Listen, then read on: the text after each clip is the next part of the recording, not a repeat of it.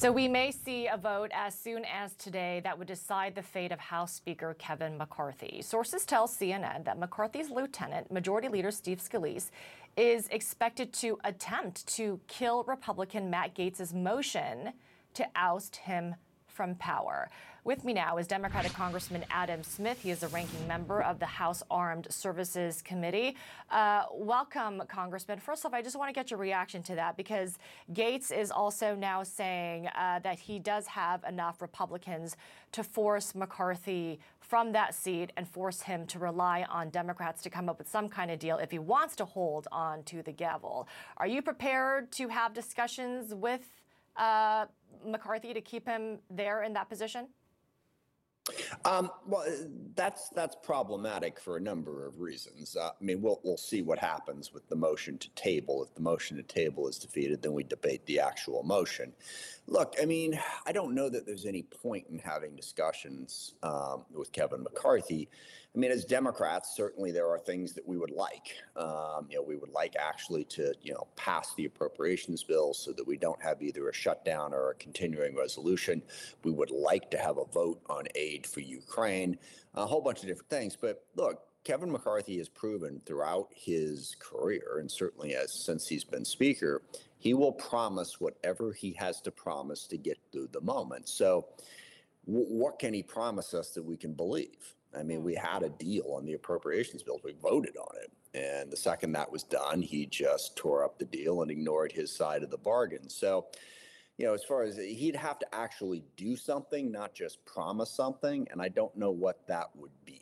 Okay, but it does sound like, Congressman, that you are open to hearing what concessions you may be able to extract. Well, again, as I say, it's hard to extract concessions. You can extract promises, but what's he actually going to do? Once he survives this, he goes back into the chair. I mean, one thing we could talk about is, you could make the motion again. So we will have that discussion, I suppose. But I don't know that it's clear that Speaker McCarthy is even really willing to talk to Democrats. I think he's going to count on getting enough Democratic votes to survive. You have a caucus meeting today. Have you had a chance to speak with Leader Hakeem Jeffries about this? Yeah, briefly. When was it? Yesterday, I think. So, I think we're considering our options, and we'll talk about it at caucus. This is unprecedented, and it just started. But look, the problem is we don't like Kevin McCarthy as Speaker. I mean, to begin with, back on, after January 6th, he more or less sided with Donald Trump and the insurrectionists. He has already allowed the extreme MAGA Republicans to run the caucus. As I mentioned earlier, his word is absolutely worth nothing. So how are you going to work with the guy?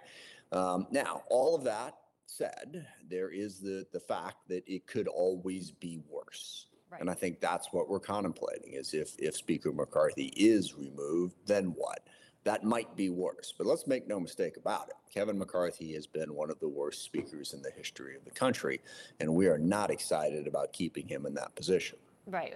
But, you raise a good point, right? The alternative could be more radical and could be worse for the Democrats. So curious to see how things play out. Has McCarthy reached out to you or fellow Democrats yet?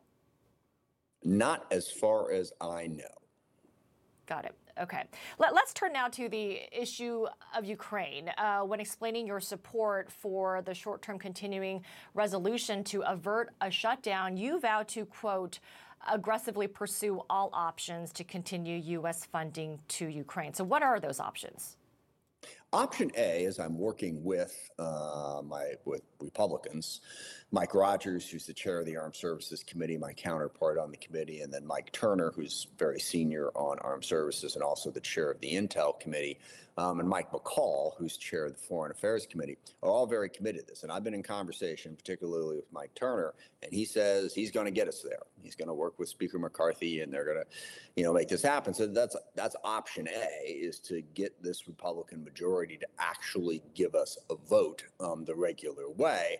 Now, part of the problem is, Speaker McCarthy wants to link it to immigration reform, which is incredibly problematic. I mean, we've been trying to do immigration reform for 25 years in Congress and saying that you won't help Ukraine until we resolve that apparently intractable problem is showing that you don't really support Ukraine. Yet another problem that I have with Speaker McCarthy. So that's one. Two, we do have the option of a discharge petition to force a vote.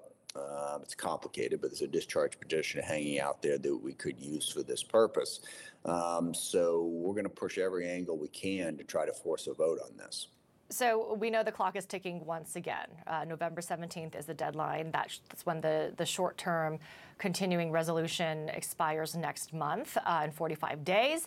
President Biden claimed this weekend that he made a deal with Speaker McCarthy to hold a standalone vote on Ukraine aid, something McCarthy denies. What do you know about that? And do you anticipate there will be efforts to hold that before the next funding deadline? Well, first of all, something I should have emphasized in the last question. We have the votes on this. There are well over 300 members of the House who will vote for a Ukraine supplemental. It's just a matter of whether or not Speaker McCarthy or whoever comes after him will give us that vote. And I don't know that President Biden actually said he had a deal. I think he said something at one point in the press conference about, he said something. McCarthy said he'd do something about Ukraine.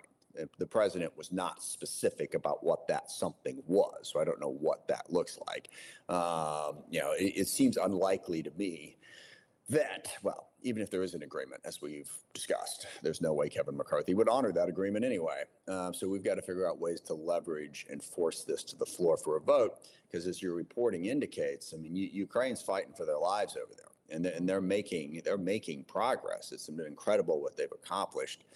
To abandon them now would have all the implications that the speaker you just put on a few minutes ago said. Well, Congressman Adam Smith, appreciate your time, and thank you so much for joining us here on Max. Thanks for the